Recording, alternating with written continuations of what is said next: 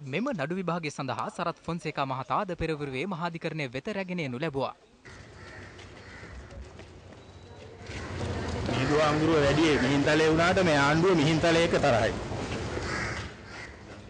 නඩු විභාගයේදී විත්තියේ නීතිඥ නලින් ලද්දුහෙට්ටි මහතාගේ මෙහෙයවීමෙන් වැඩිදුරටත් සාක්ෂි දුන් විදේශ කටයුතු අමාත්‍යාංශයේ එක්සත් ජාතීන්ගේ සංවිධානය පිළිබඳ අධ්‍යක්ෂ ජෙනරාල් CAHM විජේරත්න මහතා පැවසුවේ තමා දරුස්මාන් වාර්තාව හොඳින් කියවා බැලූ බවයි.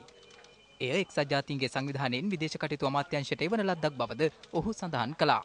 පැමිණිල්ල මෙහෙවන නියෝජ්‍ය සොලිසිටර් ජෙනරාල් බෝනික අලුයහ මහ විමසූ හරස් ප්‍රශ්නවලට පිළිතුරු දුන් සාක්ෂිකරු පැවසුවේ දරුස්මාන් වාර්තාව එක්සත් ජාතීන්ගේ සංවිධානයේ මහලේකම් බෑන් කී මූන් මහතාට උපදෙස් ලබා ගැනීම සඳහා සකස් කළ වාර්තාවක් වන අතර එය සකස් කිරීමේ අරමුණ තමා නොදන්නා බවයි.